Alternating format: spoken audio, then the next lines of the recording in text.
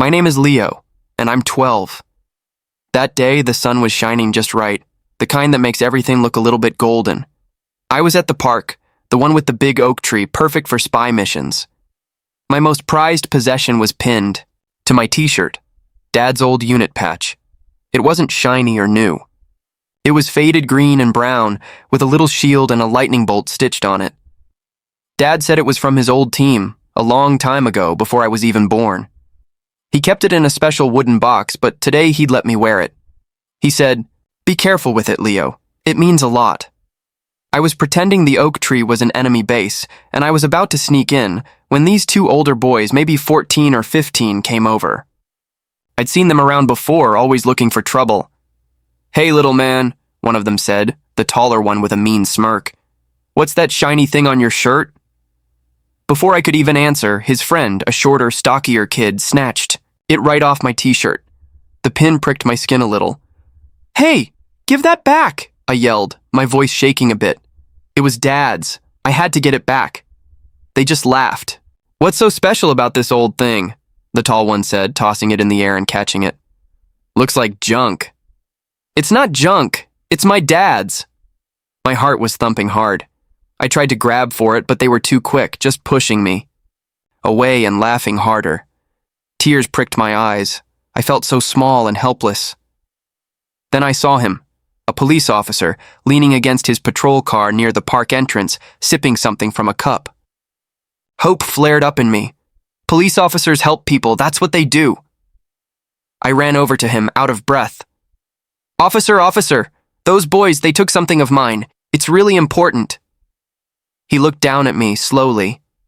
He had a bored look on his face, like I was interrupting his coffee break. "Took what, kid?" he asked, his voice flat.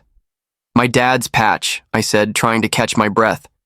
"From the army, it's special." He raised an eyebrow. Then he chuckled. Not a nice chuckle, but a short, mean-sounding one. "A patch, kid? You're all worked up over a little piece of cloth?" He shook his head and took another sip of his drink. "Boys will be boys, probably just teasing you. Go run along and play, they'll get tired of it." My cheeks burned hot. "But it's not just any patch. It's my dad's. He told me to be careful. With it." I could hear the desperation in my own voice, and I hated it. I hated that this grown-up, this police officer, wasn't listening. He wasn't even trying to understand. He sighed, a big, loud sigh. "Look, son, I've got real problems to deal with. A stolen patch isn't exactly a major crime. You probably just lost it." He winked, but it didn't feel friendly. "Go ask your mommy to buy you a new one." Tears were really coming now. I wiped them away angrily. "He didn't give it to me to lose, and you're supposed to help." The officer just shrugged, turning back to his car, dismissing me. I felt a stone drop in my stomach. He didn't believe me. He thought I was just some silly kid making a fuss over nothing. It felt awful, like I didn't matter at all. The older boys were still over by the oak tree, looking my way and snickering. I stood there, frozen, not knowing what to do. My shoulders slumped. Maybe the officer was right. Maybe it was just a silly patch to everyone else. But it wasn't silly to me. And it wasn't silly to Dad. Just then, a familiar car pulled up to the curb. My dad. He was supposed to pick me up in a few minutes. He got out, and I must have looked a mess because his smile faded as soon as he saw my face. "Leo? What's wrong, buddy?" he asked, his voice full of concern as he walked over. I just pointed, words choking in my throat. They took your patch, and he won't help," I managed, sniffing and pointing at the officer who was now watching us. Dad's eyes followed my finger to the officer, then to the older boys who were suddenly looking a lot less confident. He put a hand on my shoulder, a firm, comforting weight. He walked towards the officer. Dad isn't a huge man, not like in the movies. He's not a bodybuilder. But there's something about the way he carries himself. He's quiet, but when he speaks, people listen. He wasn't in his army uniform, just his regular jeans and a t-shirt, but he still walked like he was in charge. Officer, Dad said, his voice calm but with an edge to it. My son seems to be under the impression you're unwilling to assist him. The officer straightened up a little. His bored look was gone. Sir, your boy was upset about some kids taking a cloth patch. It's a minor thing, hardly a police matter. Dad's eyes didn't leave the officer's. That cloth patch, as you call it, is a special forces insignia. It represents my unit. It represents men I served with, men who bled, and some who didn't come home. It's not something you buy at a store. It's earned.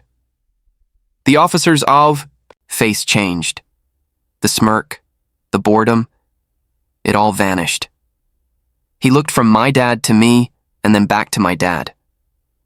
I could see something shift in his eyes. Understanding? Respect? Maybe a little bit of shame. I see, sir, the officer said, his voice different now, more serious. I wasn't aware of its significance. Well, now you are, Dad said, still calm. He then turned his gaze to the older boys who were trying to look small under the oak tree. And those boys over there are the ones who took it from my son.